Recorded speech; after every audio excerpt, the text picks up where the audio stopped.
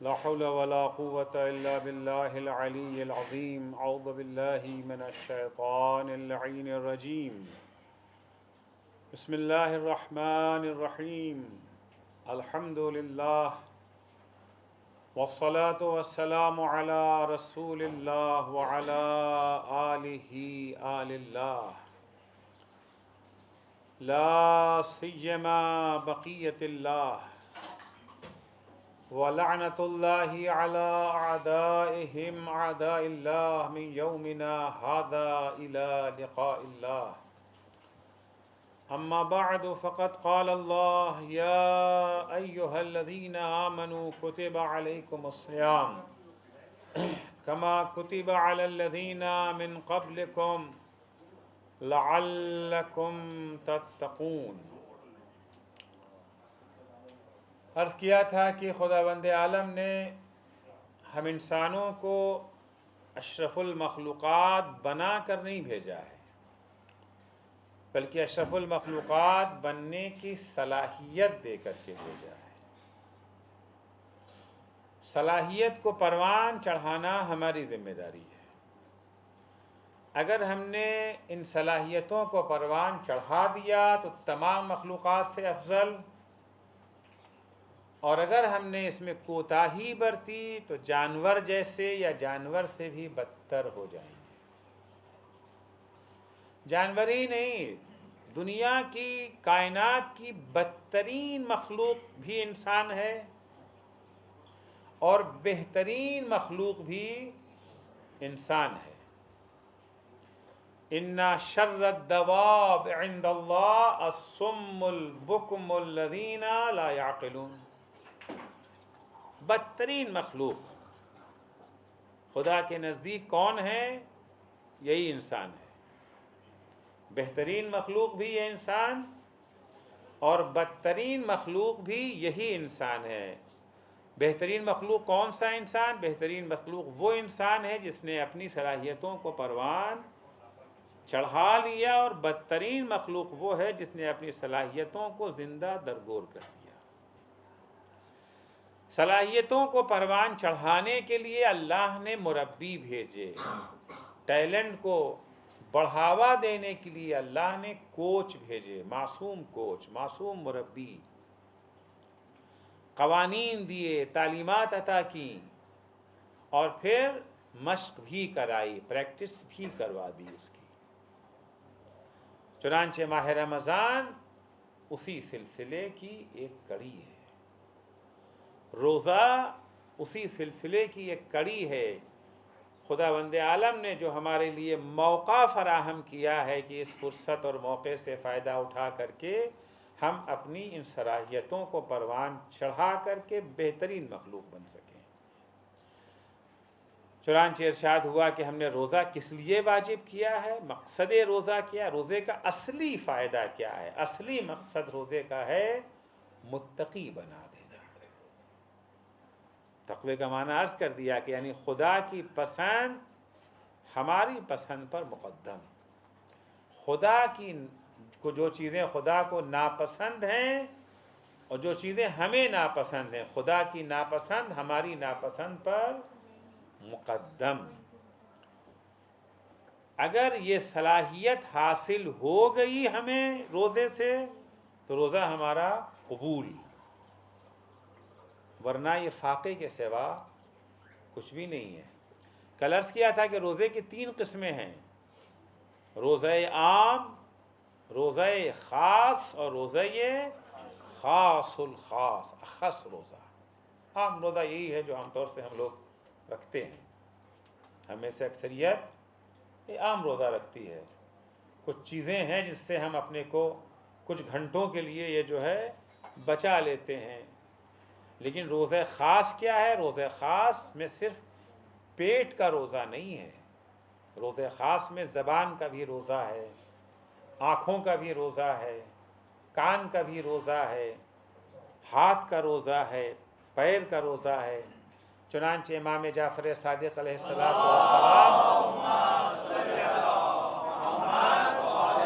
فرماتے ہیں ان الصیام لیس من الطعام والشراب وحدہ، روزہ صرف اپنے کو کھانے اور پینے سے روک لینے کا نام نہیں ہے، روزہ زبان پر قابو پانے کا نام بھی روزہ ہے۔ امام فرماتے ہیں کہ قرآن مجید میں ہے کہ قالت مریم انی نذرت للرحمن صوما، جب جناب مریم جناب عیسیٰ کو لے کر کے آغوش میں آئی ہیں، کنواری مریم کی گود میں جب بوڑھے یہودیوں نے بچہ دیکھا تو ہر طرف سے جناب مریم پر طعن و تشنیع کے تیر برسنے لگے، من ان لک ھذا۔ البتہ جناب یہ جو ہے جناب مریم کے جو گارجین تھے اور سرپرست تھے، جب وہ محراب عبادت میں جنت کے پھل کو دیکھتے تھے، حضرت یہ جو ہے زکریا، تو یہ ان کا جملہ البتہ ہے، من ان لک ھذا، مریم یہ کھانا تمہارے پاس کہاں سے آیا؟ یہی تعبیر ان یہودیوں کی بھی تھی کہ یہ بچہ کہاں سے آیا۔ یا اخت ہارون ما کان ابوک امرأ سوء وما کانت امک بغیہ، اے ہارون کی بہن، نہ تیرا باپ بد چلن تھا نہ تیری ماں بدکارہ تھی، یہ بچہ کہاں سے آ گیا؟ خوب ظاہر سی بات، وہاں کے اوپر جناب مریم خاموش، چپ، انی نذرت للرحمن صوما، نہ بولنے کا نام بھی وہاں کیا تھا؟ روزہ، نہ کھانے کا نام روزہ نہیں، صرف شکم پر قابو پا جانے کا نام روزہ نہیں تھا۔ امام فرماتے ہیں اے صمتا، صومن اے صمتا، ہم نے نذر کیا ہے اللہ کے لیے کہ ہم خاموش رہیں گے، چپ رہیں گے، بولیں گے نہیں۔ اسی سے استفادہ کرتے امام فرماتے ہیں فَإِذَا صُمْتُمْ، جب تم بھی روزہ رکھو تو فقط پیٹ کو کھانے سے نہ روکو، فَاحْفَظُوا أَلْسِنَتَكُمْ، اپنی زبان کا خیال رکھو، زبان سے کوئی ایسا لفظ، کوئی ایسا جملہ نہ نکلنے پائے جو خدا کو ناپسند ہو۔ کوئی نازیبا لفظ اگر کوئی مومن کسی مومن یا مومنہ کو گالی دے، یہ خدا کو پسند ہے کہ ناپسند ہے؟ اگر کوئی مومن کسی مومن یا مومنہ کی غیبت کرے، اس پر تہمت لگائے، خدا کو پسند ہے یا ناپسند ہے؟ حرف حق بیان کرنے کے بجائے باطل گفتگو اپنے زبان پر لائے، یہ خدا کو پسند ہے یا ناپسند ہے؟ یقیناً نہ خدا کو غیبت پسند، نہ خدا کو تہمت پسند، نہ خدا کو لغو اور بیہودہ باتیں کرنا پسند ہے۔ کبھی کبھی ہم ایسی گفتگو کرتے ہیں جس کا کوئی فائدہ نہیں ہے، گالی نہیں دے رہے ہیں، غیبت بھی نہیں کر رہے ہیں، تہمت بھی نہیں لگا رہے ہیں، جھوٹ بھی نہیں بول رہے ہیں، باطل کی ثناخوانی بھی نہیں کر رہے ہیں، لیکن بیکار کی باتیں کر رہے ہیں، ایسی باتیں کر رہے ہیں جس کا نہ کوئی دنیا میں فائدہ ہے نہ کوئی عقبہ میں فائدہ۔ اسے کہتے ہیں یہ جو ہے لغو باتیں۔ جنت میں رہنے والوں افراد جو باتیں کریں گے، لا لغون ولا تعصیما، نہ وہ گناہ کی باتیں کریں گے اور نہ بیہودہ باتیں کریں گے۔ دیکھیے یہ زبان اللہ کی امانت ہے نا، ہماری تو نہیں نہ ہے۔ جتنے بھی ہماری طاقتیں ہیں، جتنے بھی ہمارے اعضاء و جوارح ہیں، ان میں سے کچھ بھی ہمارا نہیں ہے، یہ سب اللہ کی امانت ہے، اس کی عطا ہے، اس کی دین ہے، نعمت اس کی دی ہوئی ہے نا، اور ہر نعمت کا شکر ہوتا ہے۔ شکر کسے کہتے ہیں؟ ایک وہ شکر ہے جو ہمارے یہاں رائج ہے، کھانا کھایا، ڈکار لی، دون پہ ہاتھ پھیرا کہ الحمدللہ شکر ہو گیا۔ نہیں، یہ شکر نہیں ہے، یہ جاہلانہ شکر ہے۔ عارفانہ شکر، عالمانہ شکر، آگاہانہ شکر جانتے کسے کہتے ہیں؟ عارفانہ اور عالمانہ شکر، چونکہ معراج کی شب جب پیغمبر تشریف لے گئے تھے تو وہاں حضور نے خدا سے سوال کیا، یا رب ما علامت و رضاک۔ انسان کی زندگی میں سب سے اہم چیز یہ ہے کہ خدا اس سے خوش ہو جائے، خدا راضی ہو جائے۔ کیسے پتا چلے کہ خدا ہم سے راضی ہے؟ کیسے معلوم ہو کہ خدا ہم سے؟ بھئی انسانوں کے بارے میں تو ہم سمجھ جاتے ہیں کہ ہم سے راضی ہیں کہ ناخوش، خوش ہیں کہ ناخوش، خفا ہیں کہ ناراض، سمجھ جاتے ہیں نا۔ خدا تو ہمارے سامنے نہیں بیٹھا ہے، نہ ہمارا اس کا رابطہ ہے، کیسے سمجھیں؟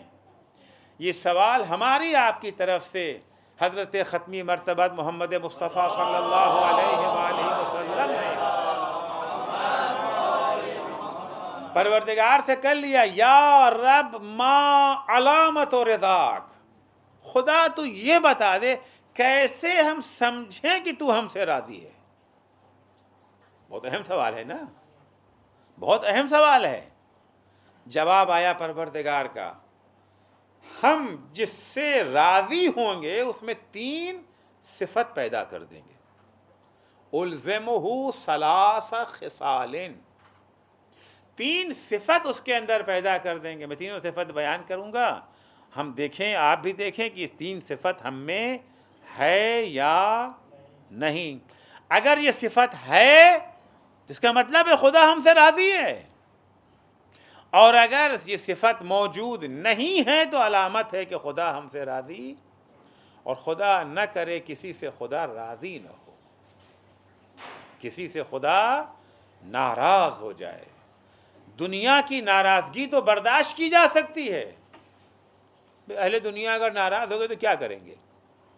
بادشاہ ناراض ہو گیا، ڈکٹیٹر حاکم ناراض، کیا کرے گا؟ جیل میں بند کر دے گا، پیسے دینا بند کر دے گا، کھانا بند کر دے گا، گولی مار دے گا، پھانسی پہ چڑھا دے گا، یہ تو کرے گا نا، اس کے علاوہ اور کچھ ہے؟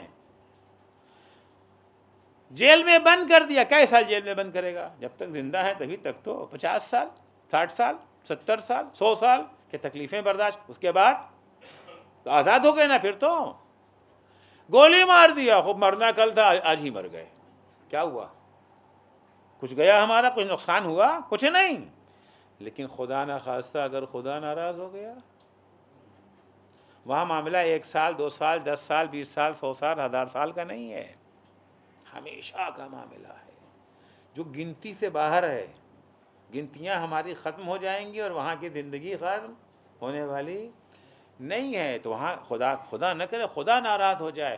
الزمہ ثلاث خصال، ہم اس انسان میں 3 صفتیں پیدا کر دیں گے۔ پہلی کیا ہے؟ شکرن لا یخالطہ الجہل، اس کو ایسے شکر کی توفیق دے دیں گے جس میں جہالت کی آمیزش نہ ہو، یعنی عالمانہ شکر، عارفانہ شکر، آگاہانہ شکر، جاہلانہ شکر نہیں۔ عرض کیا نا ابھی کہ جاہلانہ شکر کسے کہتے ہیں؟ عارفانہ شکر کیا ہے؟ عارفانہ شکر میں 2 چیزیں پائی جاتی ہیں۔ خدا نے کوئی نعمت دی، کوئی کیا، سب کچھ تو اسی کا دیا ہے۔ دی کیا مطلب؟ دی کیا مطلب؟ ہمارا وجود اس کی نعمت۔ کبھی کبھی ہم خدا سے شکوہ کرتے ہیں، گلہ کرتے ہیں، خدا نے ہمیں کیا دیا ہے؟ خدا نے ہمیں کیا دیا ہے؟ امبانی بھائیوں کو دیا ہے، ہمیں کیا دیا ہے؟ مکیش سے پوچھو کہ نعمت کیا ہوتی ہے۔ ہمارے پاس کیا ہے؟ کچھ دیا ہمیں خدا نے، دولت ان کے پاس، بلڈنگ ان کے پاس، بینک بیلنس ان کے پاس، ہمارے پاس کیا ہے؟ کچھ نہیں، ہمیں کچھ نہیں دیا۔ یہی زبان جس سے آپ خدا کا شکوہ کر رہے ہیں، یہ کس نے دیا ہے؟ یہ بولنے کی طاقت کس نے دی ہے؟ خرید کے لایا ہے آپ بازار سے؟ کہاں ملتی ہے؟ ارے ہاں ایک زبان دے دی اور کیا دیا ہے؟ یعنی اس زبان کی کوئی قیمت نہیں ہے؟ اس زبان کی قیمت معلوم ہے کیا ہے؟ آج یہ جو ہے مکیش امبانی، جس کو ہم بہت سمجھتے ہیں کہ اللہ نے بہت نوازا ہے اسے، یہ مکیش امبانی رات میں سوئے، صبح اٹھے گونگے ہو گئے، اب زبان نہیں چل رہی ہے، بول نہیں سکتے ہیں، کیا کریں گے؟ اچھا کوئی بات نہیں، زبان چلی گئی، یہی کہیں گے؟ ارے بھائی اس کا علاج کراؤ، اس کو ٹھیک کرنا ہے، اس کا علاج تو کہیں ہے ہی نہیں۔ گھومے پھرے جاتے آتے معلوم ہوا اس کا علاج مولانا ظفر صاحب کے پاس ہے، بس ان کے علاوہ کسی کے پاس ہے ہی نہیں۔ پوری دنیا میں ایک ہی معالج ہے جو اس کا علاج کر سکتا ہے، وہ ہے مولانا ظفر صاحب۔ کیا کہے گا؟ ارے بلاؤ بھائی ظفر صاحب کو۔ آئے ظفر صاحب کا، ظفر صاحب میں کہیں نہیں جاتا ہوتا، جس کو آنا ہے خود میری چوکھٹ پہ آئے۔ کیا ہوگا؟ آئیں گے کہ نہیں آئیں گے؟ ہیں؟ ارے چھوڑو چھوڑو، مولوی کے پاس کون جائے گا، یہ کہیں گے؟ دوڑے ہوئے آئیں گے نا، آئے۔ اب ظفر صاحب کو بھی اب نخرے سے باہر نکلے، ہاں کیا بات ہے؟ ارے ان کو کہا مفت میں علاج میں نہیں کرتا، پیسے لوں گا۔ لے لو پیسے، کتنے لوگے؟ 1000 2000 کا۔ 1000 2000؟ جتنی دولت ہے وہ سب چاہیے مجھے۔ سچ بتائیے کیا کریں گے مکیش امبانی؟ کیا کریں گے؟ دیں گے یا نہیں دیں گے؟ یا چھوڑ جانے کوئی بات نہیں، ہم گونگے رہ لیں گے، یہی کہیں گے؟ کہیں گے نہیں، جتنا ہے سب لے جاؤ پھر کما لیں گے، یہی تو کہیں گے نا۔ کہ زبان کی قیمت معلوم ہوئی کیا ہے؟ کیا دیا ہے ہمیں خدا نے؟ ارے کیا نہیں دیا ہے خدا نے، یہ بتاؤ۔ کیا دیا ہے خدا نے؟ تو جو کچھ ہمارے پاس ہے سب اسی کی عطا تو ہے، ہمارا اپنا کیا ہے؟ سب اسی کی عطا ہے، سب اسی کی دین ہے۔ تو جو نعمت خدا نے دی ہے اگر اس کا شکر ادا کرنا چاہتے ہیں، دو چیزیں ہونا۔ پہلی بات، جو نعمت اس نے دی ہے اسے اسی کی عطا سمجھیں، اپنی ملکیت نہ سمجھیں۔ زبان ہے تو اس کی دی ہوئی، آنکھیں ہیں تو مالک وہ ہے، ہاتھ پیر گھر گاڑی بنگلہ اولاد بیوی بچے جو کچھ بھی ہمارے پاس ہے سب اس کی عطا۔ پہلی چیز یہ سمجھ لیں، ہمارا کچھ نہیں ہے، جو کچھ ہے سب اس کا ہے۔ دوسری چیز یہ ہے، عالمانہ شکر کے لیے اس نعمت کا استعمال وہیں کریں جہاں اس نے اجازت دی ہے۔ اللہ نے زبان دی ہے، زبان کا استعمال کرنے کی اس نے کہاں اجازت دی ہے؟ جہاں اس نے اجازت دی ہے وہیں اس کا استعمال کریں۔ ہاتھ اللہ نے دیے ہیں، اس کے استعمال کی اجازت کہاں ہے؟ بے گناہوں کو جو ہے تماشا لگانے کے لیے، دوسروں کے گھر کا تالا توڑنے کے لیے؟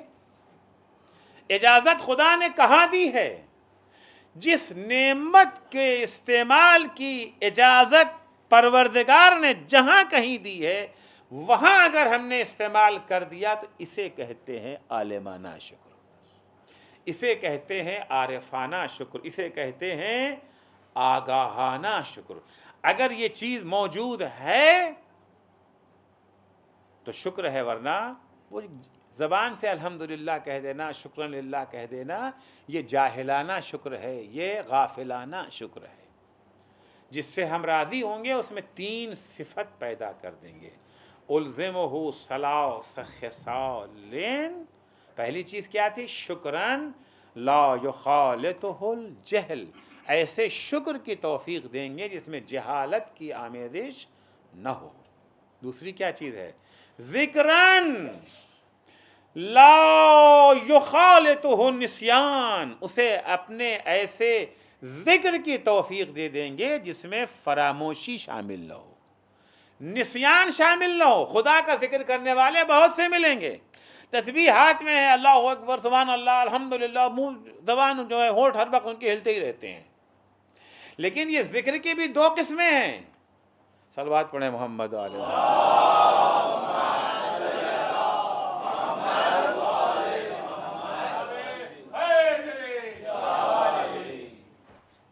اس ذکر کی بھی 2 قسمیں ہیں۔ ایک وہ ذکر ہے زبان پہ تو خدا ہے، دل و دماغ میں خدا نہیں ہے۔ دل و دماغ میں خدا کو بھول کر کے خدا کو یاد کر رہے ہیں۔ عام طور سے ذکر یہی ہوتا ہے، وہ 1000 مرتبہ یہ تسبیح پڑھنی ہے، پڑھ تو رہے ہیں لا الہ الا اللہ، اللہ اکبر اللہ اکبر اللہ اکبر اللہ اکبر، مگر فقط زبان تک اللہ اکبر ہے، دل و دماغ میں اللہ اکبر نہیں ہے۔ نہیں دیکھا ہے ایسے لوگوں کو؟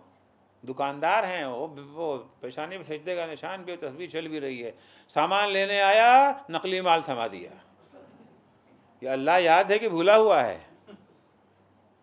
ہے، ٹوپی پہنا رہے ہیں اس کو، دھوکہ دے رہے ہیں اس کو، سب چل رہا ہے، تسبیح بھی چل رہی ہے ساتھ میں، زبان پہ ہے ذکر خدا، الحمدللہ الحمدللہ 1000 مرتبہ اللہ اکبر پڑھنا ہے، 2000 مرتبہ الحمدللہ کی تسبیح پڑھنا ہے، عمل چل رہا ہے پورا، زبان پہ خدا ہے، دل میں خدا نہیں ہے۔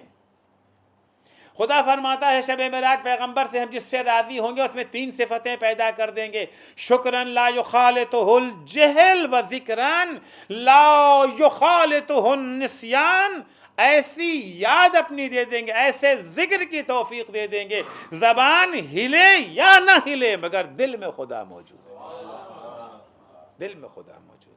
یہ ذکر ہے جو انسان کو ترقی دلاتا ہے، یہ وہ ذکر ہے جو انسان کو اشرف المخلوقات بنانے کی صلاحیت کو پروان چڑھانے میں کامیاب بنا دیتا ہے۔ ان میں سے کوئی بھی ذکر اگر واقعاً دل کی گہرائیوں سے ادا کیا جائے انسان کو انسان بنا دے گا۔ لا الہ الا اللہ، اللہ اکبر، جتنی بھی چیزیں ہیں، لا الہ الا اللہ کیا مطلب؟ زبان سے تو کہتے ہیں لا الہ الا اللہ، لا الہ الا اللہ، لا الہ الا اللہ، لا الہ الا اللہ سعودی عرب نے اپنے جھنڈے پہ لکھ دیا لا الہ الا اللہ۔ واقعی لا الہ الا اللہ ان کے دل میں ہے؟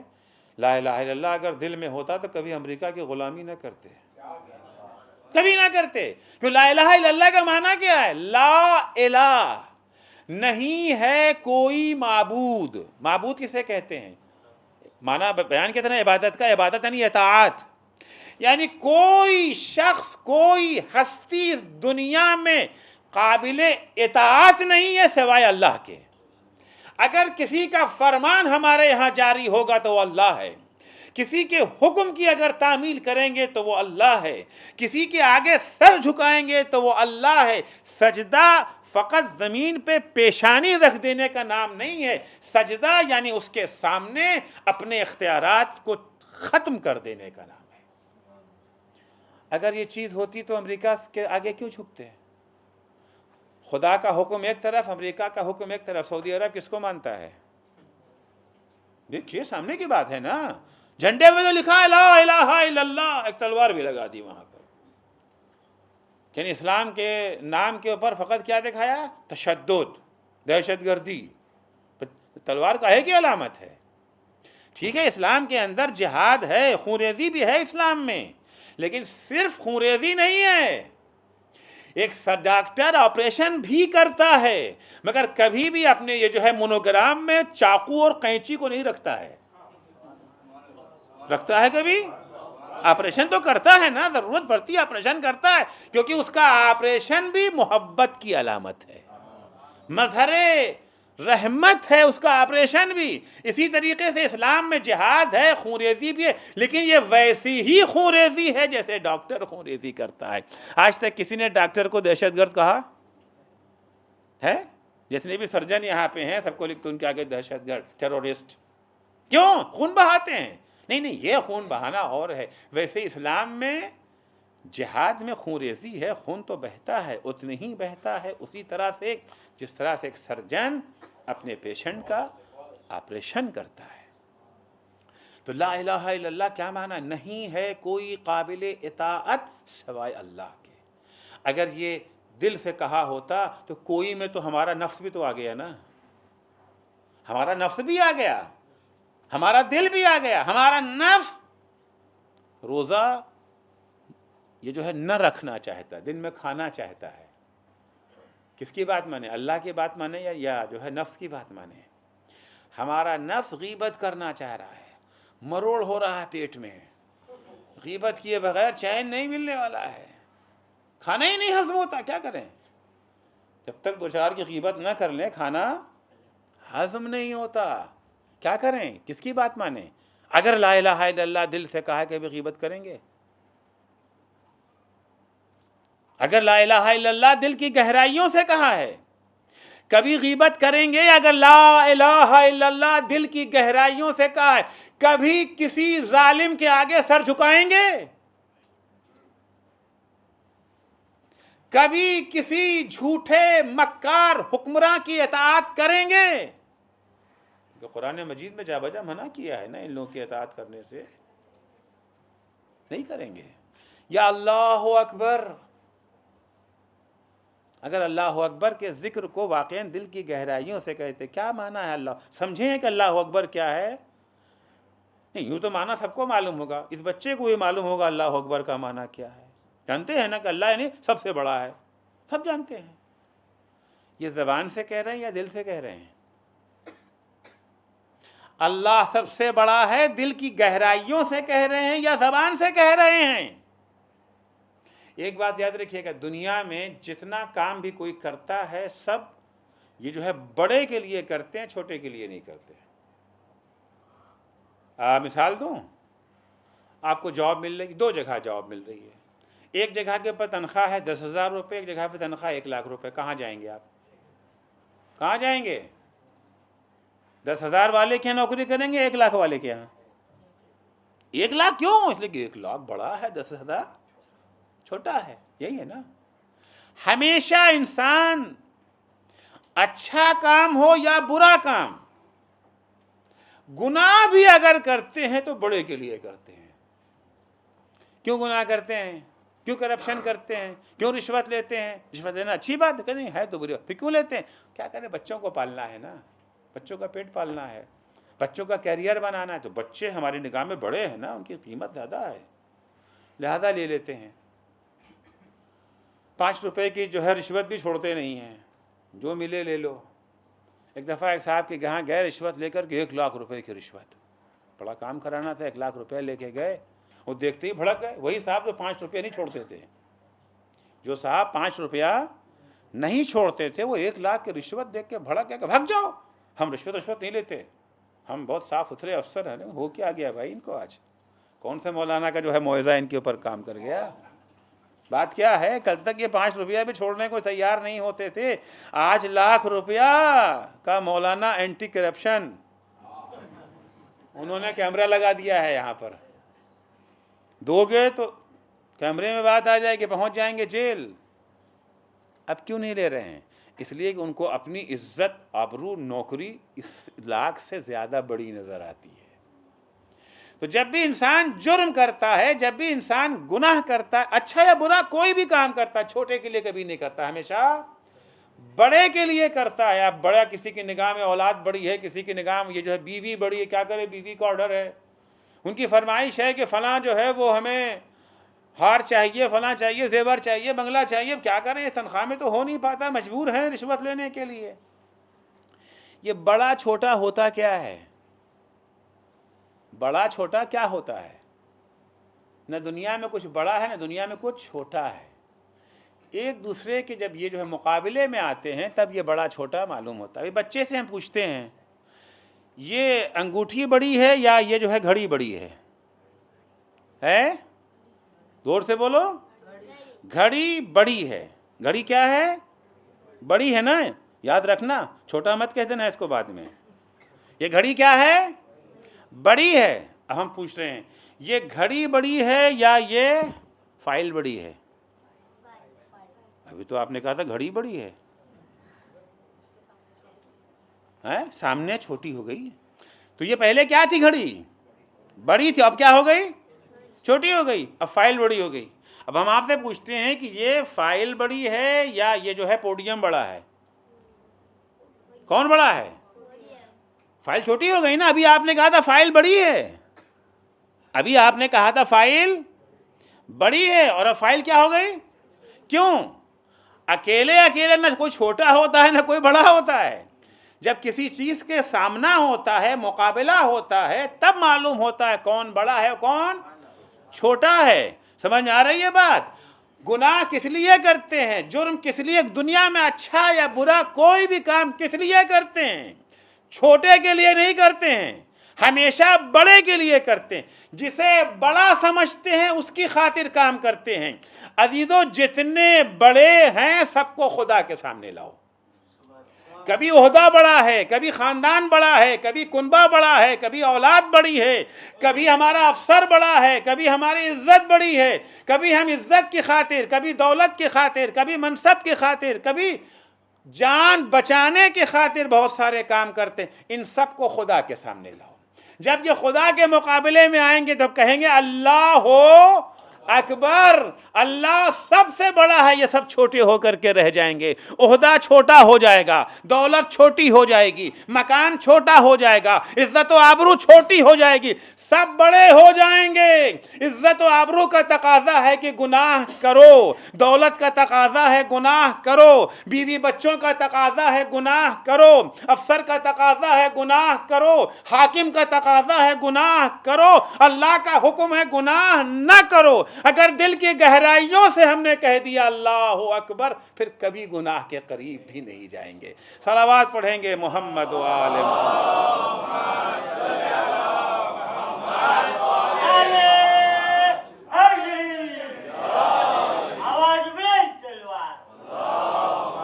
کیوں گناہ کرتے ہیں؟ اس لیے کہ زبان سے تو کہتے ہیں، یہ جو ہے نماز میں کتنی دفعہ اللہ اکبر کہتے ہیں؟ کہتے نہیں کہتے ہیں؟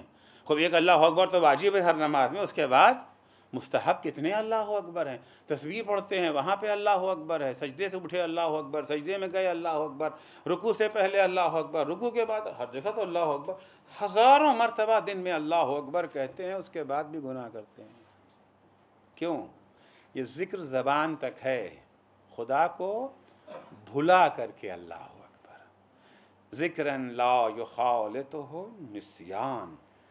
خدا کہتا ہے جس سے ہم راضی ہو جاتے ہیں اس میں 3 صفت پیدا کرتے ہیں۔ ایک، ایسے شکر کی توفیق دیتے ہیں جس میں جہالت کی آمیزش نہیں ہوتی، ایسے ذکر کی توفیق دے دیتے ہیں جہاں پر فراموشی اور نسیان نہیں ہوتا ہے۔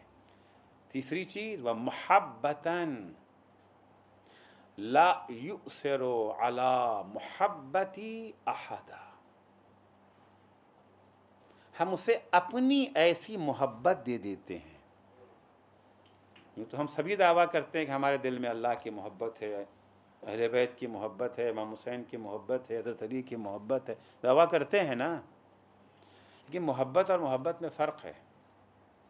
بہت سی چیزیں ہوتی ہیں محبت، ہمیں دولت سے بھی محبت ہے اور اولاد سے بھی محبت ہے نا، دولت سے بھی محبت ہے، مگر دونوں محبت ایک طرح کی ہے۔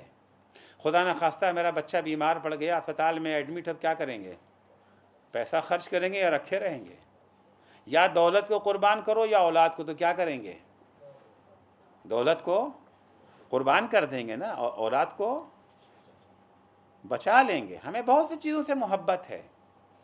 خدا کہتا ہے ہم ایسی محبت دیں گے اسے، اس کے دل میں ڈال دیں گے کہ وہ ہماری محبت پر کسی چیز کو فوقیت نہیں دے گا۔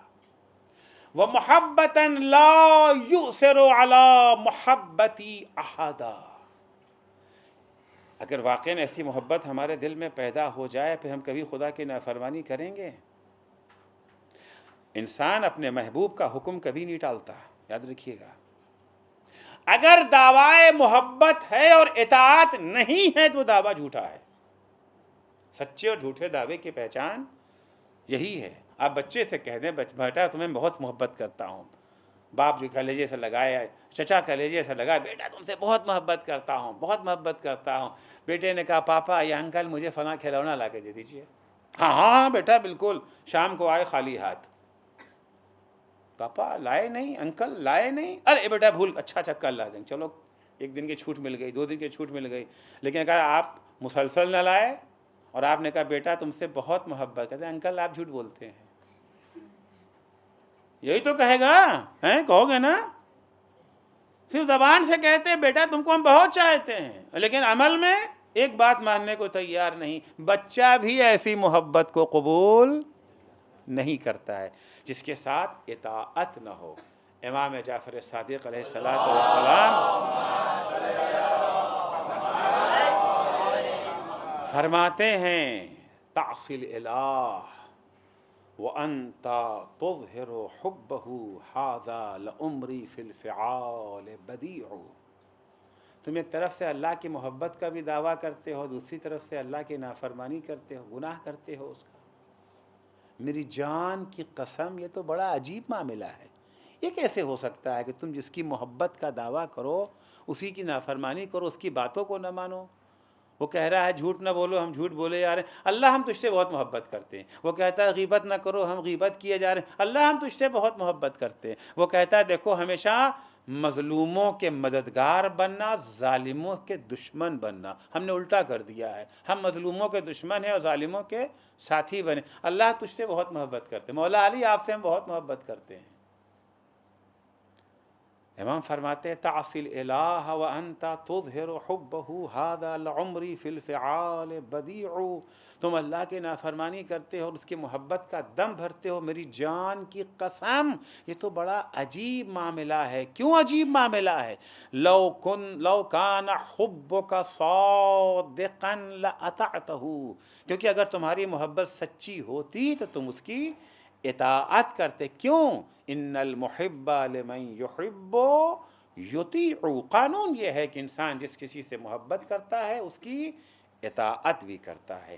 تو خدا کہتا ہے جس سے ہم راضی ہو جائیں گے ہم اسے ایسی محبت عطا کر دیں گے کہ وہ ہماری محبت پر کسی کی محبت کو ترجیح نہ دے گا۔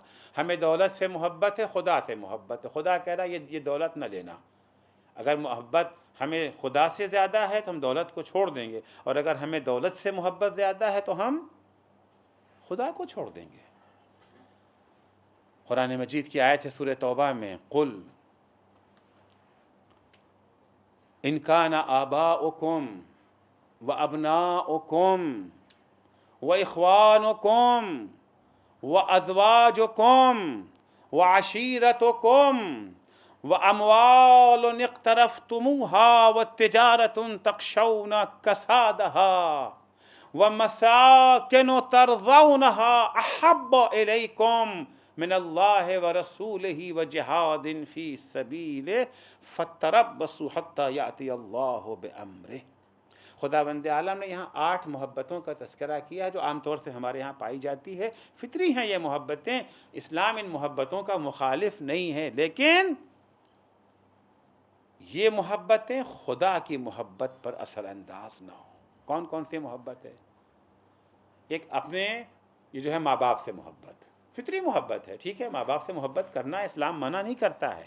2 اپنی اولاد سے محبت، 3 اپنے بھائی بہن سے محبت، 4 شوہر بیوی سے اور بیوی شوہر سے محبت، اپنی فیملی سے، اپنے کنبے سے، اپنے خاندان سے محبت۔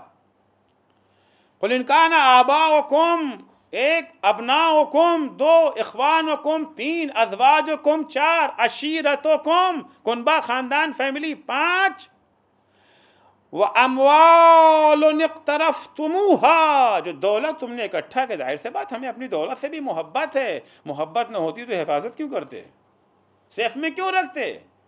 واموال اقترفتموها وتجارۃ تخشون کسادها، اپنے کاروبار سے محبت ہے، تمہیں اس بات کا خطرہ رہتا ہے کہیں ہمارا بزنس ٹھپ نہ ہو جائے، کہیں کاروبار ہمارا خراب نہ ہو جائے۔ وَمَسَاكِنُ تَرْضَوْنَهَا، وہ مکان جو تم نے بنا، ہم کو اپنے مکان سے بھی محبت ہوتی ہے۔ تو یہ ساری محبتیں ہیں۔ قل ان کان آباؤکم وابناؤکم واخوانکم وازواجکم وعشیرتکم واموال اقترفتموها وتجارۃ تخشون کسادها ومساکن ترضونها، یہ 8 محبتیں ہو گئیں۔ کرو ان سے محبت، گھر سے محبت کرو، کنبے سے محبت کرو، بزنس سے محبت کرو، مال و دولت سے محبت کرو، اولاد سے محبت کرو، ماں باپ سے محبت کرو، بیوی بچوں سے محبت کرو، بھائی بہنوں سے محبت کرو، مگر ایک بات یاد رکھنا، ان محبتوں کو اللہ اور اس کے رسول کی محبت پہ غالب نہ آنے دینا، ان پہ غالب نہ آنے دینا۔ بیوی سے محبت ہے، خدا سے بھی محبت ہے، اگر بیوی کی پسند خدا کی پسند سے ٹکرا جائے، امتحان یہاں ہے، خدا سے محبت زیادہ ہے یا بیوی سے محبت زیادہ ہے، خدا سے محبت زیادہ ہے یا اولاد سے محبت زیادہ ہے، خدا سے محبت زیادہ ہے یا بزنس سے محبت زیادہ ہے۔ خدا کہتا ہے فلاں کاروبار نہ کرنا حرام ہے، فلاں کاروبار نہ کرنا گناہ ہے، فلاں کے ساتھ بزنس نہ کرنا حرام ہے۔ بزنس کا مسئلہ جہاں آتا ہے وہاں بڑے بڑوں کے قدم ڈگمگانے لگتے ہیں، ڈھونڈتے ہیں اول تو کوئی ایسا مرجع مل جائے جو ہمیں ایسا فتویٰ دے دے کہ جو ہمارے حرام کو حلال کر دے، کچھ لے دے کر کے ہمارے حرام کو حلال کر دے۔ پوری کوشش یہ اگر نہیں ملتا ہے تو پھر اس کے بعد مثال کے طور پر حکم اسلام یہ ہے کہ جس دسترخوان پہ، جس ٹیبل پر شراب رکھی ہے وہاں آپ نہیں بیٹھ سکتے، جس ٹیبل پر شراب رکھی ہے ہم پی نہیں رہے ہیں، بیٹھنا بھی حرام ہے، چاہے پیو یا نہ پیو۔ بزنس ہے، بہت بڑی پارٹی آئی ہوئی ہے، باہر سے آئی ہوئی ہے پارٹی، بہت بڑی پارٹی ہے، بہت بڑی ڈیل ہونے والی ہے، تقریباً $1 ملین کے فائدے کے چانسز ہیں۔ پارٹی آئی، خود پارٹی نے کہاں بلایا؟ کہا 5 اسٹار ہوٹل میں آ جانا، یہ جو ہے ڈنر ہمارے ساتھ، اور ڈنر ٹیبل ہی پر جو ہے بات چیت ہو جائے گی، کیونکہ یہ لوگ کھانے کے ٹیبل پہ کھانا تھوڑی کھاتے ہیں، پیٹ تو بھرا ہے پہلے ہی سے، کھانا کیا کھائیں گے؟ یہ لوگ کھانا کھانے کے لیے کھانا نہیں کھاتے ہیں، بھوک تو نہیں نہ لگی ہے جو کھانا کھائیں گے، یوں ہی 2-4 لقمہ منہ میں ڈال لیا، ہاں ہاں اچھا تھا ٹھیک ہے، چھوڑ کر کے اٹھ گئے۔ کاروبار کی باتیں ہو رہی ہیں، بلا لیا ہمیں، کہاں بلایا؟ ہوٹل میں بلایا، ٹیبل پہ بلایا کھانے کی، اور ان کے ہاں ڈنر پہ شراب کا ہونا تو ضروری ہے، شراب تو ہوگی، شراب کو رہنا ہے، اب کیا کریں؟ نہ جائیں؟ $1 ملین کی، $10 لاکھ کی بات ہے، بہت بڑی ڈیل ہے۔ یہاں پر ایک امتحان ہے کہ خدا کی محبت دل میں زیادہ ہے یا ڈالر کی محبت زیادہ ہے۔ اب انسان تعویل بھی کرنا، ارے کوئی بات نہیں، بعد میں توبہ کر لیں گے، اب $1 ملین سے خمس بھی تو نکالیں گے، $2 لاکھ خمس نکال دیں گے، زیب پیلس کے بہت سارے کام ہو جائیں گے، فلاں مدرسہ چل جائے گا، کتنے یتیموں کا پیٹ بھر جائے گا، کتنے بیواؤں کو سہارا، آپ دیکھ نہیں رہے کتنے سارے اچھے کام ہو رہیں گے۔ ہم شیطان نے خدا سے کیا کہا تھا؟ لَأُزَيِّنَنَّ لَهُمْ فِي الْأَرْضِ، جتنی بری چیزیں ہیں سب کو اچھا بنا کے پیش کر دیں گے۔ اب یہ ایک شراب ہم پی تھوڑے نا بیٹھ گئے تھوڑی دیر کے لیے، تو تھوڑی دیر بیٹھنے کے بعد کہنا، ہاں یہی وہ مقام ہے جہاں پرکھنا ہے کہ کس چیز سے محبت زیادہ ہے، خدا سے محبت زیادہ ہے یا اس دولت سے محبت زیادہ ہے۔ وَمَحَبَّةً لَا يُؤْثِرُ عَلَى مَحَبَّةِ أَحَدًا، ایسی محبت اسے دے دیں گے کہ ہماری محبت پر پھر کسی کی محبت کو ترجیح نہ دے گا، چاہے وہ دولت کی محبت ہو، چاہے وہ عورت کی محبت ہو، چاہے وہ حکومت کی چاہت ہو، چاہے وہ عزت و شہرت کی محبت ہو۔ قُلْ إِنْ كَانَ آبَاؤُكُمْ وَأَبْنَاؤُكُمْ وَإِخْوَانُكُمْ وَأَزْوَاجُكُمْ وَعَشِيرَتُكُمْ وَأَمْوَالٌ اقْتَرَفْتُمُوهَا وَتِجَارَةٌ تَخْشَوْنَ كَسَادَهَا وَمَسَاكِنُ تَرْضَوْنَهَا أَحَبَّ إِلَيْكُم مِّنَ اللَّهِ وَرَسُولِهِ وَجِهَادٍ فِي سَبِيلِهِ، اگر تمہاری نگاہ میں یہ محبتیں اللہ، اس کے رسول اور اس کی راہ میں جہاد کرنے سے زیادہ عزیز ہیں، فَتَرَبَّصُوا حَتَّى يَأْتِيَ اللَّهُ بِأَمْرِهِ، تو اللہ کے عذاب کا انتظار کرو۔ عذاب سے مراد یہ پتھر کا برسنا نہیں ہے، صرف اس سے بڑا عذاب کیا ہوگا کہ ہم جو بہترین مخلوق بن سکتے تھے وہ بدترین مخلوق بن گئے، ہم جو فرشتوں سے افضل بن سکتے تھے، اس مقام تک ہم پہنچ سکتے تھے، ہم جانور سے بدتر ہو کر کے رہ گئے ہیں، چلتے پھرتی لاش ہم بن گئے ہیں، ہماری جو اصلی زندگی ہو سکتی تھی، حیات واقعی جو تھی وہ ہم سے چھن گئی، ہم جسمانی طور سے زندہ ہیں مگر روحانی طور سے مردہ ہیں۔ اس سے بڑا عذاب اور کیا ہو سکتا ہے؟ یہ کوئی معمولی عذاب تو نہیں ہے۔ جناب یعقوب کے بچوں نے ایک دفعہ جناب یعقوب سے عرض کیا کہ بابا آپ تو جانتے ہیں کہ ہم لوگ کتنے بڑے بدماش ہیں، شکر ہے کہ انہیں احساس گناہ تو ہو گیا تھا نا، ہمیں تو احساس گناہ بھی نہیں ہوتا، گناہ کرنے کے بعد بھی اپنے کو بالکل صاف ستھرا پاک و پاکیزہ سمجھتے، ہم سے بڑا متقی پرہیزگار اور کون ہے۔ انہیں احساس تھا بابا آپ جانتے ہیں ہم کتنے بڑے بدماش ہیں، ایک نبی خدا کو کنویں میں ڈال دیا، دوسرے نبی خدا کو بیٹے کے فراق میں تڑپایا، کہ معمولی گناہ تو نہیں کیا، بابا کیا وجہ ہے کہ اللہ نے ہم پر عذاب نہیں نازل کیا؟ کیا وجہ ہے؟ کہیں ایسا تو نہیں ہے کوئی پارٹی وٹی ہے اپنی، نبی زادے ہیں نا تو پارٹی بازی ہے، ہم کچھ بھی کرتے رہیں، ہمارے ساتھ خون معاف۔ جناب یعقوب نے کہا نہیں بچوں ایسا تو نہیں ہے، کہ پھر عذاب نازل کیوں نہیں ہوا؟ خدا کا معاملہ خدا جانے، ہم کیا جانیں؟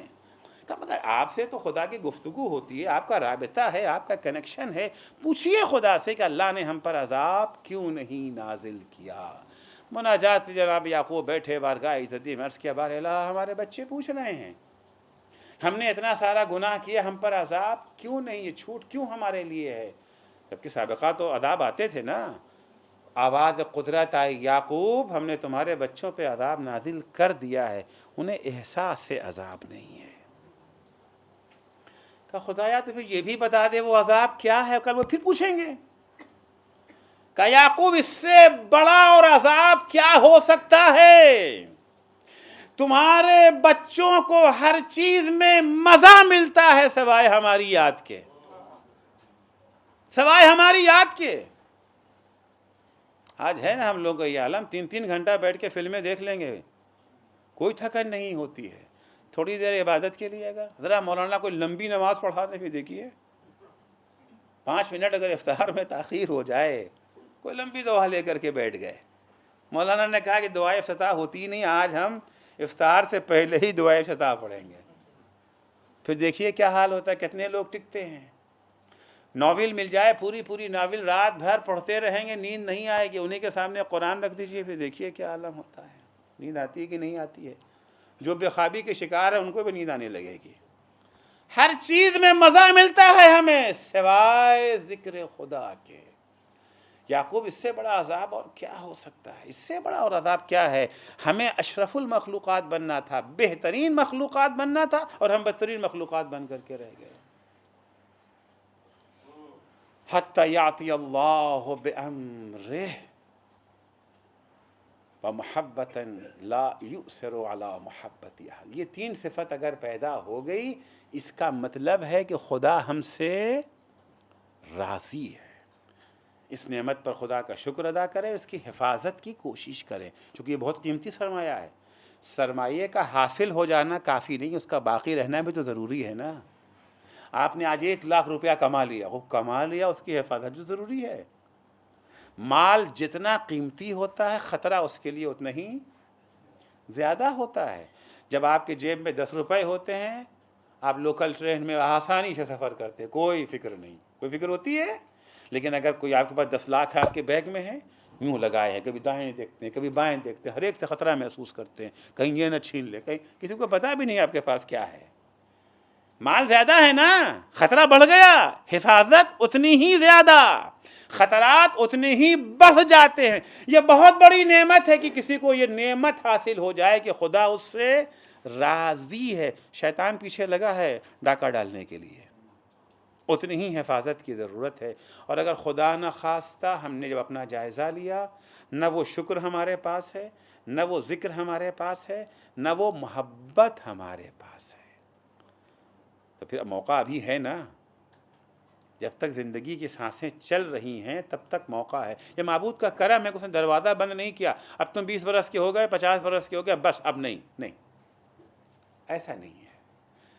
موت آنے تک فرصت باقی ہے۔ پیغمبر اسلام صلی اللہ علیہ وآلہ وسلم نے فرمایا اگر کوئی انسان موت سے 1 سال پہلے گناہ کر لے، اس کے سارے گناہ معاف ہو جائیں، سارے۔ یہ نہیں کہ یہ والا ہوگا وہ والا نہیں ہوگا۔ ان اللہ یغفر الذنوب جمیعا، البتہ ہر گناہ کی توبہ الگ الگ ہے، طریقہ توبہ الگ ہے، وہ ایک الگ سی بات ہے، لیکن کوئی گناہ ایسا نہیں ہے جو قابل توبہ اور قابل معافی نہ ہو، ہر گناہ۔ پیغمبر نے فرمایا اگر مرنے سے 1 سال پہلے کوئی توبہ کر لے، فرض کی 80 سال کی عمر پائی، بالغ ہوئے 15 سال میں، بقیہ عمر جو ہے یہ تقریباً یہ جو ہے 64 سال کی عمر گناہوں میں صرف کر دی، 1 سال رہ گیا ہے مرنے کو، ہم نے توبہ کر لی، پیغمبر نے کہا سب گناہ معاف۔ پھر پیغمبر نے 1 سال تو بہت زیادہ ہے، اگر کوئی مرنے سے 1 مہینہ پہلے توبہ کر لے سب گناہ معاف۔ کہا 1 مہینہ بھی زیادہ ہے، کوئی مرنے سے 1 ہفتہ پہلے اگر توبہ کر لے سب گناہ معاف۔ 1 ہفتہ بھی زیادہ ہے، 1 دن پہلے، 1 لمحہ پہلے، مرنے سے 1 لمحہ پہلے، بس ابھی توبہ کیا ابھی موت آ گئی۔ حر کے مرنے میں اور توبہ کرنے میں کتنا فاصلہ ہے، کتنی دیر لگی ہے، کتنا فاصلہ ہے، 1 لمحہ پہلے۔ مگر مشکل یہ ہے کہ اس لمحے کی خبر نہیں ہے۔ پتہ چل جاتا کہ فلاں سن میں فلاں تاریخ کو اتنے بجے، تو آرام سے گناہ کرتے رہتے، جب وہ تاریخ آتی بس اس دن مصلی بچھا کر کے بیٹھ جاتے، وہ پتہ ہی نہیں نہ ہے اس کا، تو نہیں معلوم کہ ابھی جو میں تقریر کر رہا ہوں آخر تک بول پاؤں گا، نیچے اتروں گا، یہیں پر رخصت ہو چکا ہے ابھی ایران میں واقعہ۔ آیت اللہ کا انتقال ہوا، ان کے 40ویں کے مجلس ہے، ایک حجت الاسلام گئے ممبر پر تقریر کرنے کے لیے، یہ جو ہے واقعہ ہے شیراز کا، ابھی تقریباً 2 سال ہو رہا ہے۔ تشریف لے گئے ممبر کے اوپر، تقریر کرتے اچانک چپ۔ کچھ ذاکرین ہوتے ہیں نا، تھوڑی دیر کے چپ ہوتے ہیں پھر بولتے ہیں، ان کا اپنا اسٹائل ہوتا ہے، 1 منٹ کو چپ، سمجھے شاید یہ چپ ہوئے ہیں پھر بولیں گے، 1 منٹ 2 منٹ 5 منٹ 10 منٹ، نہیں تو کچھ ہو ہی نہیں رہا ہے۔ اب لوگوں کو تشویش، اب جو اٹھ کے ہلایا تو رخصت ہو چکے ہیں۔ نہیں معلوم کہ وہ آخری لمحہ کب ہے۔ بوڑھے ہی نہیں مرتے ہیں، جوان بھی مرتے ہیں، جوان ہی نہیں بچے بھی مرتے ہیں۔ عمر کوئی معین ہے؟ معین تو ہے، ہمیں آپ کو نہیں پتہ نا، علم نہیں ہے۔ لہذا ہر لمحے کو آخری لمحہ سمجھے۔ پروردگار کا کرم ہے کہ اس نے کہیں پر راستہ بند نہیں کیا ہے، راستہ کھلا ہے۔ کبھی بھی ہم اشرف المخلوقات بن سکتے ہیں، شرط یہ ہے کہ ہم اس کے لیے کوشش کریں۔ خداوند عالم سے دعا ہے اس لمحے کے آنے سے پہلے ہمیں خدا توفیق توبہ دے دے، اپنے کو سدھارنے کا خدا موقع دے دے۔ اب وقت ہے سوالات کا، جو اس سلسلے میں سوالات ہوں ان کے جوابات پیش کرنے کی کوشش کروں گا انشاءاللہ۔ نعرے حیدری، آواز بلند چلوا۔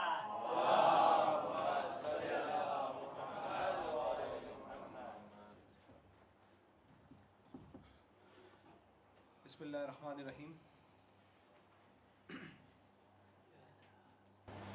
اگر ایک سوال کل آیا تھا، انہوں نے ریکویسٹ کی تھی کل پوچھنے کے لیے، لیکن کل وقت نہیں تھا اس لیے میں نے نہیں پوچھا۔ سوال یہ تھا، ہمیں کیسے پتہ چلے کہ ہماری عبادت تاجرانہ ہے یا عاشقانہ ہے؟ پلیز اس کی وضاحت کرے، پلیز آسنا۔ جی، اس کا اندازہ خود انسان ہی کو ہو سکتا ہے اپنے بارے میں، اس کی نیت کیا ہے، اس کا قصد کیا ہے، اس کا ارادہ کیا ہے، کیوں وہ عبادت انجام دے رہا ہے۔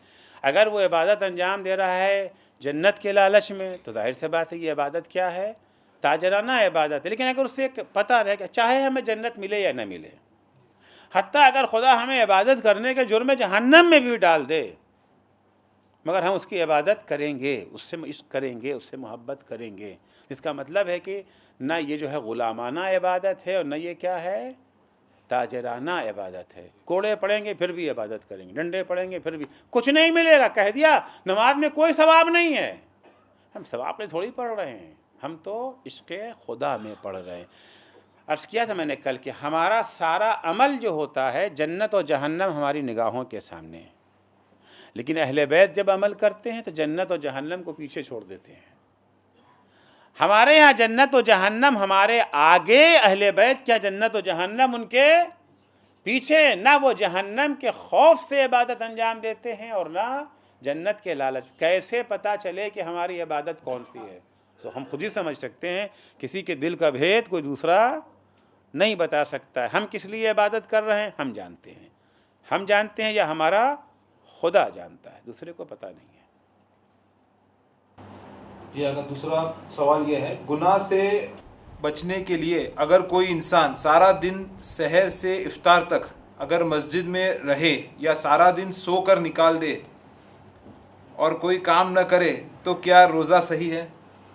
اب الگ الگ انسان ہے، کوئی کام نہ کرے، اگر اس کے بیوی بچے ہیں، بیوی بچے کا خرچہ اس کے اوپر واجب ہے، بیوی بچوں کو بھوکا رکھ کے مسجد میں پڑا ہوا ہے، یہ خود گناہ ہے۔ یہ تو سونا بھی گناہ ہو گیا نا۔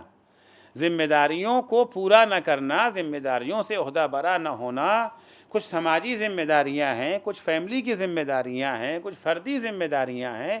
اگر ہماری ذمہ داری صرف روزہ رکھنا ہے تو ٹھیک ہے، روزہ رکھ کے سو گئے، کوئی بات نہیں، نہ جھوٹ بولا، نہ غیبت کیا، نہ تہمت لگایا، لیکن ہماری ذمہ داریوں کا دائرہ تو وسیع ہے نا۔ اگر کہیں کے اوپر گناہ ہو رہا ہے، برائیاں ہو رہی ہیں، ہم نے امر بالمعروف و نہی عن المنکر کے فریضے کو انجام نہ دیا اور مسجد میں پڑے رہے، کہیں مظلوم کے اوپر آفت آئی ہوئی ہے، ہم مسجد سے باہر نہیں نکل رہے ہیں، یہ خود گناہ ہے۔ مسجد میں رہ کر کے، سو کر کے 10 گناہ کے ہم مرتکب ہو بیٹھے۔ گناہ کسے کہتے ہیں؟ پھر وہی بات ہے کہ اپنی پسند کو اللہ کی پسند پر مقدم کر دینے کا نام گناہ ہے۔ شکریہ آغا۔ ایک سوال آیا اگر نماز میں توجہ کیسے حاصل ہوگی؟ اہم سوال ہے کہ نماز میں توجہ کیسے حاصل ہوگی. توجہ ہمیشہ ہوتی ہے یہ جو ہے معرفت کے ذریعے. ہمیں لے آ کر کے ایک ایسی جگہ پہ بٹھا دیا جس کو ہم جانتے نہیں. ایک صاحب کو ہم جانتے ہی نہیں. ظاہر سی بات ہے کہ وہ بول رہے ہیں, ہماری کوئی توجہ ان کی طرف نہیں ہوگی. لیکن اگر ہم کو پتہ چل گیا یہ وہ عظیم ہستی ہے, جس کو بھی آپ بڑا مانتے ہیں, بڑائی کا ہر ایک کا اپنا اپنا الگ معیار ہے. کوئی یہ جو ہے مودی کو بڑا مان لے گا, کوئی آیت اللہ خامنئی کو بڑا سمجھتا ہے, کوئی فلاں فلم اسٹار کو بڑا, جو جس کو بڑا سمجھتا ہے. بہرحال فی الحال ہم اس بحث میں نہیں جانا چاہتے. اگر آپ کو پتہ ہے یہ فلاں عظیم ہستی ہے, سچ بتائیے, اگر وہ تقریر کر رہا ہے آپ کی توجہ ہٹے گی؟ آپ اس سے اگر بات کر رہے ہیں آپ کی توجہ ہٹے گی؟ ہو سکتا ہے بھلا. ہم جب نماز میں کھڑے ہوئے ہیں کیا سوچ کے کھڑے ہوئے ہیں؟ کس کی بارگاہ میں آئے ہیں؟ کہاں ہیں؟ اگر ہمیں اس کا احساس ہو جائے, عظمت خدا کا اگر ادراک اور احساس ہو جائے, محال ہے کہ ذہن کہیں اور چلا جائے. آپ نے زندگی میں آزمایا ہوگا نا, جب کسی بڑی ہستی کی آپ کو جانے کا موقع مل گیا, جتنی دیر تک آپ اس سے بات کر رہے ہیں آپ کا ذہن کہیں اور جاتا ہے. بہت سارے بچے ہیں جس وقت کھیل رہے ہوتے ہیں, ان کو کھیل سے عشق ہے نا, کھیل سے لگاؤ ہے, کھیل سے محبت ہے, کھیل کو بڑا سمجھتے. چوٹ لگ جاتی ہے ان کو احساس بھی نہیں ہوتا. یوں عام حالات میں ذرا سا کہیں کوئی چوٹ لگ جائے تو چلاتے رہتے ہیں, روتے روتے برا حال کر دیتے ہیں, خون نکل گیا, احساس ہی نہیں. توجہ کب ہوتی ہے؟ جب احساس عظمت ہو جاتا ہے تب انسان کو توجہ ہوتی ہے. لگاؤ جب ہوتا ہے تب توجہ ہوتی ہے. بچہ آتا ہے گھر میں, اسکول سے آیا, ممی بھوک لگی ہے, ممی کھانا ہاں ہاں بیٹا نکال رہے ہیں, دے رہے ہیں. ارے وہ ہنگامہ یہ وہ, اتنے میں انہوں نے ٹی وی کھولا, کارٹون. اب جو کارٹون آیا تو بھول گئے کہ بھوک لگی تھی. ممی نے کھانا لا کے رکھ بھی دیا, ابھی تک تو ہنگامہ کا. کیا ہو گئی بھائی بات؟ وہ کیوں وہاں پہ توجہ ہو گئی؟ کیونکہ وہ ان کو پسند ہے, وہ ان کی پسند ہے, اس سے محبت ہے, اس سے عشق ہے. اگر ہمیں بھی خدا سے عشق ہو جائے, خدا سے لگاؤ ہو جائے, پتہ نہیں چلے گا. مولا علی کے پیر سے تیر نکال لیا گیا, پتہ نہیں چلا. بات ہو کہ یہ کیسے ہو سکتا ہے؟ بھلا ہو سکتا ہے؟ ہو کیوں نہیں سکتا ہے؟ ہم روزانہ مشاہدہ کرتے رہتے ہیں. جب ایک طرف توجہ ہو جاتی ہے تو دوسری طرف سے توجہ خود بخود ہٹ جاتی ہے. درد نتیجہ ہوتا ہے توجہ کا. توجہ ہٹ گئی, درد کا احساس بھی ختم ہو جاتا ہے. شکریہ آغا. ایک کچھ سوالات ایسے آئے جو ٹاپک سے ایک دم ڈائریکٹ ریلیٹڈ نہیں ہے لیکن آج کے موجودہ حالات کے اوپر ہیں, تو اس میں سے ایک سوال ابھی چن لیتا ہوں, آخری سوال آج کے لیے. وہ یہ ہے کہ ہم شیعہ سنی تفرقے کو کیسے روک سکتے ہیں اور کیسے بہتر کر سکتے ہیں؟ دیکھیے, شیعہ سنی تفرقے کو کیسے روکا جا سکتا ہے, ہم جو تعلیمات ہمیں ائمہ علیہم السلام نے دی ہے ان تعلیمات کو ہم مد نظر رکھیں. ظاہر سی بات ہے کہ ائمہ علیہم السلام کی زندگی کے 260 سال ہمارے سامنے ہیں. ہمارے یہ جو ہے برادران اہل سنت کے پاس معصوم دور فقط 23 برس کا ہے, لیکن ہم شیعوں کے پاس 273 برس کا جو ہے معصوم دور ہے. ہمارے پاس معصوم دور 273 برس کا ہے. 23 سال پیغمبر کے زمانے کا ہے, اس کے بعد 253 سال جو ہے ہمارے پاس وہ ائمہ علیہم السلام کا. ائمہ علیہم السلام مختلف ادوار سے گزرے ہیں, مختلف زمانوں سے گزرے ہیں, مختلف حالات سے گزرے ہیں.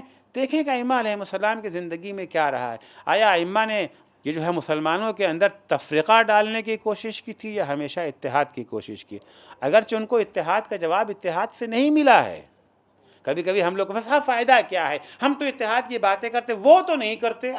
وہ نہ کریں. ہم تو نماز پڑھتے ہیں, وہ نہیں پڑھتے, تو کیا ہم چھوڑ دیں گے نماز اپنی؟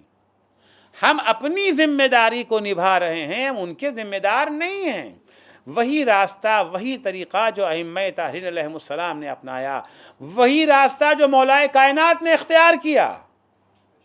مولا کائنات نے صرف لڑائی نہیں چھوڑی ان سے, بلکہ ان کی مدد بھی کی, اور ان کی اتنی مدد کی آج کچھ کم ظرف یہ کہہ دیتے ہیں ان لوگوں میں اور مولا علی میں کوئی جھگڑا تھا ہی نہیں. اگر جھگڑا ہوتا تو بھلا مولا جو ہے یہ جو ہے مدد کرتے. وہ اپنے جیسا سمجھتے ہیں کہ اگر ہمارا کسی سے جھگڑا ہو جاتا ہے, فرض کیجئے فلاں جماعت میں, فلاں انجمن میں, فلاں مدرسے میں, فلاں مسجد کی انتظامیہ سے ہمارا جھگڑا ہو گیا, تو ہم چاہتے ہیں کہ مسجد ہی باقی نہ بچے.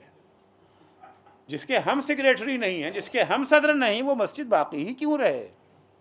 ہم اپنے جیسا سمجھتے نہیں. مولا کائنات نے نہ صرف یہ کہ ان سے اختلاف نہیں کیا، اختلاف تھا، لڑائی نہیں کی ان سے، تلوار نہیں اٹھائی ان کے آگے، روڑے نہیں اٹکائے، بلکہ ان کی مدد بھی کی. اب آپ نے اکثر سنا ہے نا، ذاکرین سے بھی سنا ہے، تاریخوں میں پڑھا ہے کہ خلیفہ ثانی نے 70 مرتبہ فرمایا کہ لولا علی لہلک عمر. کب کہا تھا؟ آپ کیا سمجھتے ہیں کتنے شریف سے کہ جیسے ہی علی نے کوئی مدد کی فوراً کہا لولا علی؟ ارے 100 مرتبہ مدد کی تو 70 مرتبہ زبان سے نکل گیا. مدد کرتے تھے. کون مدد کرتا تھا؟ جس کے اوپر گزری تھی. ہم لوگوں تو پڑھا ہے صرف نا، علی نے محسوس کیا تھا، اپنی آنکھوں سے دیکھا تھا. خود علی کے اوپر یہ سارے مصائب ٹوٹے تھے، مگر مدد کیا. کیوں مدد کیا؟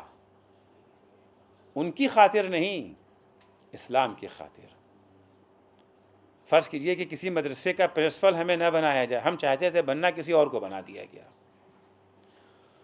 ہم اس طاق میں ہیں کب موقع آئے کہ اس مدرسے کے پرنسپل کو ذلیل ہونا پڑے اور اس کی جہالت اور نالائقی سب کے سامنے آ جائے.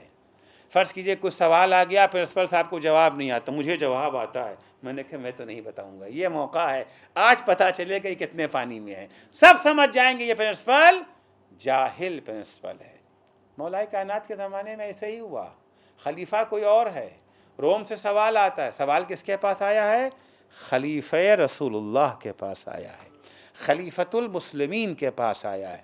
ان کو جواب نہیں آتا، مولا کو جواب آتا ہے. اچھا موقع ہے نا، مولا بھی چپ رہتے. جاؤ بیٹے دیکھتے ہیں کیا کرتے ہو. آج پتہ چل جائے گا. آج چہرے سے نقاب الٹ جائے گی. جب رسوائی ہوگی، جب بدنامی ہوگی، جواب نہ دے سکے نا، میں تو خاموش بیٹھا رہوں گا. لیکن مولا نے ایسا نہیں کیا. مولا نے بڑھ کے جواب دے دیا. کیوں جواب دیا؟ ان کی خاطر جواب نہیں دیا. اگر روم کا سفیر غلط جواب لے کے یا جواب لیے بغیر چلا جاتا تو کیا کہتا روم میں؟ رسول اللہ کا جانشین جاہل ہے، فلاں نہیں جاہل ہے. رسول خدا کا جانشین جاہل ہے. بدنام منصب ہوتا، شخص بدنام نہ ہوتا. بدنام اسلام ہوتا. جب ان کا جانشین ایسا ہے تو خود بھی ایسے ہی رہے ہوں گے. یہی تو کہا جاتا نا. لیکن مولا کائنات نے بڑھ کے جواب دے دیا تاکہ منصب بدنام نہ ہونے پائے، خلافت رسول اللہ بدنام نہ ہونے پائے، خلیفہ رسول خدا بدنام نہ ہونے پائے. نہج البلاغہ میں مولا نے اسی پر روشنی ڈالی ہے. فخشیت ان لم انصر الاسلام واہلا ارا فی الاسلام حدما وسلما تکون المصیبت بها علی اعظم من فوت الولایت علیکم التی ہی متاع ایام قلائل. میں نے کیوں ان کا ساتھ دیا؟ ان سے کوئی محبت نہیں تھی، ان سے کوئی رغبت نہیں تھی. ہم ایک وسیع افق میں دیکھ رہے تھے، ایک اعلیٰ تناظر میں ہم چیزوں کو دیکھ رہے تھے. ہم یہ دیکھ رہے تھے اگر ہم ان کا ساتھ نہ دیں گے، ان لم انصر الاسلام و اہلا، مسلمانوں کا ہم نے ساتھ دیا ہے، اسلام کا ہم نے ساتھ دیا ہے. اگر آج ہم یہ جو ہے مدد نہ کرتے، آج جواب نہ دیتے، آج ان کو سہارا نہ دیتے، آج مشورے ان کو نہ دیتے، تو اسلام منہدم ہو جاتا، اسلام کو نقصان پہنچتا، اسلام تباہ ہو جاتا. اسلام کو نقصان پہنچتا. اس کی مصیبت میرے لیے خلافت چلے جانے کی مصیبت سے کہیں بڑی ہے. خلافت کاہے کے لیے ہے؟ خلافت تو خدمت اسلام ہی کے لیے ہے نا، اسلام کو پروان چڑھانے کے لیے. خلافت اصل نہیں ہے، اصل اسلام ہے. میں نہیں چاہا کہ اسلام کو نقصان پہنچے، اس لیے میں نے ان کی مدد کی. یہی سیرت آج ہمارے لیے بھی ہے. ہم یہ دیکھیں کہ ہم اگر ان سے لڑتے ہیں، کچھ ایسے الفاظ کہتے ہیں، کچھ ایسے باتیں کرتی ہیں جس سے تفرقہ پھیلتا ہے، لڑائی ہوتی ہے، خونریزی ہوتی ہے، فائدہ اسلام کو پہنچے گا یا اسلام دشمنوں کو پہنچے گا؟ ان سے محبت نہیں ہے، محبت ہمیں اسلام سے ہے. ان کی خاطر ہم ظلم سارے جو ہے برداشت نہیں کر رہے ہیں. انہوں نے ہمیں ایک گالی دی، ہم بھی 4 گالی دی. ہم بھی منہ میں زبان رکھتے ہیں، ہم بھی کہہ سکتے ہیں. ہمارے بھی بازوؤں میں طاقت ہے، ہمارے بھی خون میں گرمی ہے. لیکن خون کی گرمی کو کنٹرول کریں گے. علی سے زیادہ شجاع کون تھا؟ علی سے زیادہ بہادر کون تھا؟ کون تھا علی سے زیادہ بہادر؟ گردن میں رسی کا پھندا پڑا ہے، خاموش کھڑے ہوئے ہیں. کاہے کے لیے؟ خیبر میں تلوار نکالا تھا اسلام کے لیے، یہاں تلوار کو نیام میں رکھے ہیں اسلام کے لیے.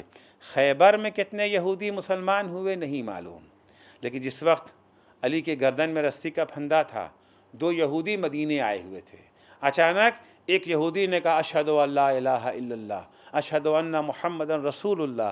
لوگوں نے پوچھا بھائی تم کیسے مسلمان ہو گئے؟ نہ کسی نے دعوت دی، نہ کوئی تقریر، نہ کوئی تحریر، تم نے کتاب، اچانک تم مسلمان کیسے ہو گئے؟ کہا اس شخص کو دیکھ رہے ہو جس کے گلے میں رسی کا پھندا پڑا، اس خاموش کھڑا ہے، اسے پہچانتے ہو؟ ساتھی نے کہا نہیں میں اسے نہیں پہچانتا. کہا میں پہچانتا ہوں. تم نے اس کا نام تو سنا ہوگا.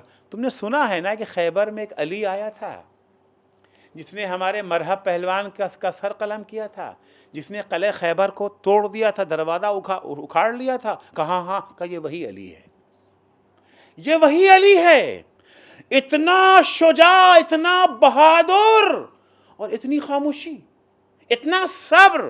یہ صبر یا جو ہے نبی میں ہوتا ہے یا اس کے وسیع میں ہوتا ہے. اس کا صبر بتاتا ہے کہ اس کا نبی بھی سچا تھا، اور یہی اس نبی کا سچا وسیع اور جانشین ہے.